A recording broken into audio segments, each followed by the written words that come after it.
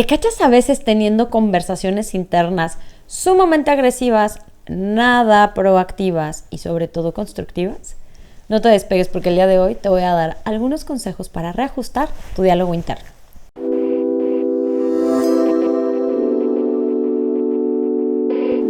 Hola, yo soy Renata Roa, soy conferencista, escritora y una ferviente creyente que todo lo que necesitamos para tener la vida que tanto queremos está dentro de nosotros. Y sí, sé que a veces puede sonar como muy romántico entender que todo está en nosotros, pero ¿cómo?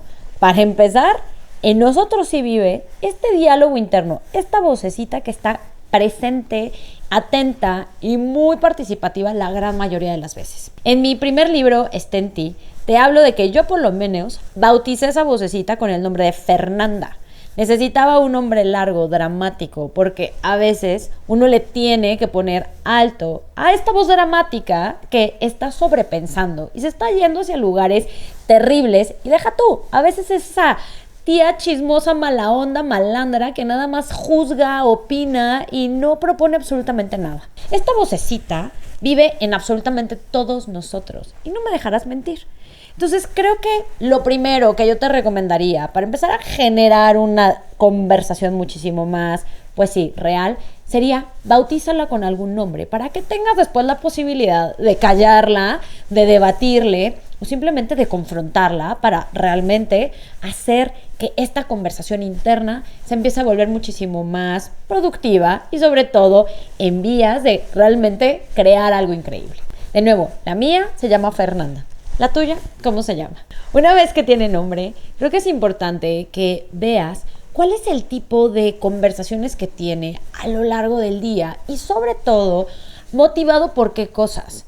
En mi caso yo me he dado cuenta que cuando tengo una intoxicación de cortisol, es decir, cuando estoy súper estresada, esta conversación tiende a ser un poquillo más pesimista, un poco paciente y es casi como, no, ya ves, es que te dije que no podías, pero es que no es cierto, no se vale, no se puede y me vuelve también hasta un poco víctima así de es que pobre de mí, es que si la gente viera, es que si me ayudaran, es que si vieran, ya sé, por eso te digo que es Fernanda, porque a veces sale el drama, pero cada uno de nosotros tiende a tener esta conversación diferente por diferentes razones. A mí me ha ayudado saber cuál es la manera en cómo esta voz se comporta cuando tengo muchísimo cortisol, que es el estrés, cuando estoy muy enojada, cuando estoy muy triste, también cuando estoy contenta, porque cada uno de estos estados anímicos, pues claramente alterará muchísimo el tono que esta voz tiene. Entonces sí te invitaría a que vayas observando cuál es la forma en cómo dialoga esta voz contigo en cada uno de estos estados emocionales. De nuevo, hay muchos más, pero a mí siempre me gusta basar nuestras, digamos que, relaciones o bien observaciones a través de las 5 emociones básicas que Paul Ekman, que además así lo propuso para la película de Intensamente, nos decía. ¿Cuáles son esas 5 emociones? Es el enojo, es la tristeza, es el asco, que en este caso yo no lo voy a poner aquí porque no es a lo mejor tan trascendental, aunque el asco claramente es una emoción de sobrevivencia y es sumamente poderosa combinada con otras más. No quiero meterla en el desarrollo de esto que hoy estamos viendo. Después del asco sigue el miedo, tristeza, enojo, asco y alegría. Si quitamos la alegría, el asco, estamos justamente ante estos 4 estados emocionales de los que te hablé y que valdría la pena entonces que entendieras cómo te comportas en ellos. Miedo para mí está muy vinculado con el estrés y entonces aunque te empecé a hablar de cómo vivo esta conversación cuando estoy estresada, para mí también digamos que es sinónimo del miedo. Haz entonces una lista de observación de cómo es esta conversación interna cuando estás viviendo o experimentando estos 4 estados emocionales. Una vez que lo tengas claro, creo que te va a ayudar no nada más a identificar a través de tu narrativa y de esta vocecita cómo te estás hablando y de nuevo cómo darle la vuelta. Porque otra vez, si ya te cachaste que estás en un estado bien pesimista, como en mi caso me pasa cuando tengo un montón de miedo, es así como, a ver, como ¿por qué estás así de pesimista? Y a lo mejor de ahí la pregunta sería, a ver, Renata, ¿por qué hoy estás experimentando tanto miedo? O sea, ¿por qué hoy estás en este plan de que nada está padre y el sol no brilla para nadie y entonces la vida no vale nada? de nuevo, podemos empezar también a través de nuestro diálogo personal, entender los disparadores que están generando este diálogo interno. Y así es entonces como llegamos al tercer paso, que no es cosa menor porque requiere de una práctica increíble. Te he hablado en muchísimos videos de cómo empezar a vivir a través de la atención plena o mindfulness. Y te he compartido en muchos de ellos que hay dos fuentes para empezar a estar en presencia.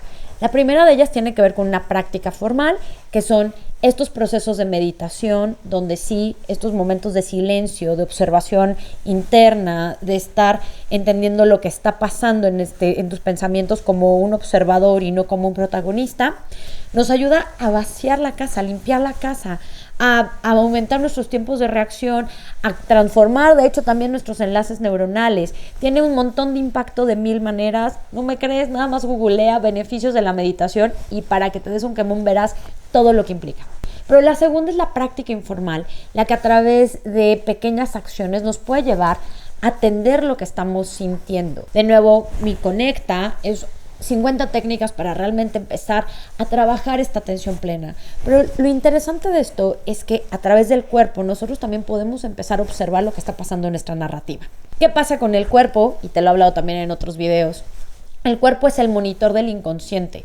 El cuerpo, a través de su tensión, de su temperatura, de estas sensaciones que se van cambiando de lugar, nos van platicando qué es lo que estamos sintiendo. Y muchas veces eso que estamos sintiendo está justamente disparado por esto que yo estoy pensando. Mi conversación interna, este dialoguito, esta Fernanda en mi caso, a veces le empieza a poner como un montón de es que tú no puedes, es que no eres buena, es que ya te dije, ¿por qué lo estás intentando? Y me empiezo a ser entonces chiquita y entonces empiezo a sentir un montón de tensión y entonces a lo mejor ya hasta procrastino y entonces dejo de levantar la mano. Y esa conversación no me lleva a ningún lugar.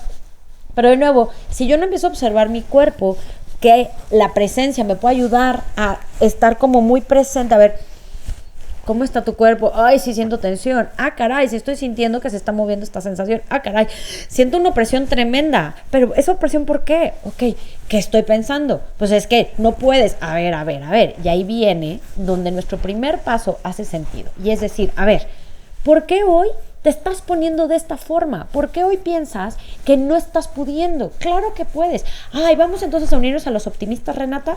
No quiero que lo veas así. Simplemente quiero que a través de hechos y no historias empieces a tener una conversación con esa voz interna. ¿Cuál es la diferencia? El hecho es qué has hecho o qué resultado tangible, cuantificable puedes empezar a tener para justificar eso que no eres lo suficientemente buena. Porque la historia se llena de emoción, se llena de interpretaciones, se llena de conclusiones que a veces no nos sirve de nada. Ponme un ejemplo. Ay, es que no sé, yo creo que, híjole, no creo que sea buena. A ver, dame un hecho, dame un dato tangible que me confirme que efectivamente no es lo suficientemente buena. Bueno, pues es que, a ver, porque no eres buena. Si ya tienes, no sé, desde, a lo mejor en mi caso, tienes ya 2 libros. O sea, ¿por qué hoy vas a pensar que no está siendo lo suficientemente buena? Y te comparto porque esto justo me pasó ahora que estaba escribiendo mi tercer libro, que me inundó el síndrome del impostor, que se materializó a través de una vocecita diciéndome, no eres lo suficientemente buena, como ¿para qué estás escribiendo si tú no sirves para escribir? ¿Y cuáles eran las historias que yo me estaba contando? Pues es que qué tal que no le gusta a mi editor y qué tal que me lo rechazan y qué tal que entonces... ¿Cuáles son los hechos? Oye, ya tienes 2 libros, tienes una columna en Opinión 51 donde te buscaron para escribir. Esos son los hechos. Los hechos es que sí tengo un historial de escribir y otra cosa es que a la gente le guste o no, pero sé escribir. Me gusta compartir mis ideas. Entonces fue un proceso bien interesante porque con hechos trataba yo de argumentarle, pero después me peleaba, pero entonces después meditaba y después entonces empecé como a reconectar un poquito con, a ver, lo estás haciendo desde un miedo de el ego, y entonces empecé a explorar que el síndrome del impostor era mucho por el efecto que iba a generar en vez de por el placer de compartir, que para mí siempre ha sido mi motor y genuinamente mi deseo de compartir las cosas, no para que el mundo diga wow, simplemente porque creo que el decir algo vale la pena. Entonces te comparto un poquito este proceso que tuve, donde de nuevo, esta voz interior, cuando le das hechos y después empiezas a entender la razón, puedes entonces darle la vuelta y a través de el entendimiento del por qué te está hablando de esa manera esa vocecita en ese momento, puede llevarte realmente a un camino de muchísima transformación y de muchísima también, pues sí, propósito dentro de todo este mundo. Sé que son 3 pasos que a lo mejor y te van a costar al inicio articularlos, pero espero de corazón que te lleven a generar un proceso de introspección muchísimo más profundo.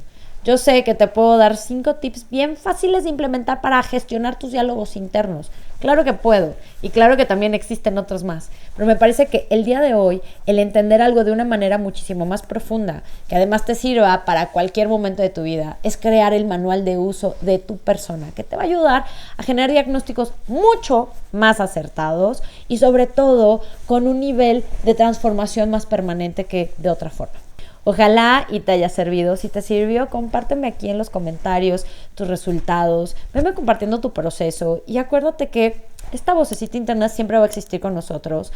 No es que la matemos porque va a estar y para algo sirve Fernanda, para algo sirve seguramente la tuya. El chiste de nuevo es encontrar las maneras de empezar a conversar desde un lugar mucho más óptimo. Te cuento que una de estas vocecitas, en el caso de Fernanda, conecta mucho con esta parte pesimista del miedo, que casi siempre viene en procesos de mucha incertidumbre y que hoy también a mí me ha ayudado a entender que es necesaria esta voz, esta Fernanda pesimista, pero como bien diría Alice Gilbert, la autora de Comer, Amar y Rezar, el miedo siempre va de pasajero en el coche, pero no lo dejes ni que elija la música, ni mucho menos que te guíe en el camino. Va en el asiento trasero, no tomando decisiones, pero sí advirtiéndote de los posibles riesgos que puede tomar tu vida. Entonces, esta Fernanda, cuando está muy dramática, le escucho, pero ni elige la música, ni elige la ruta. Espero que con esto te lleve también a articular mejor esta conversación contigo y sobre todo a, pues sí, entrarle, negociar, confrontar y también a veces apapachar a estas voces que viven dentro de nosotros. Te mando un beso gigante y nos vemos a la próxima.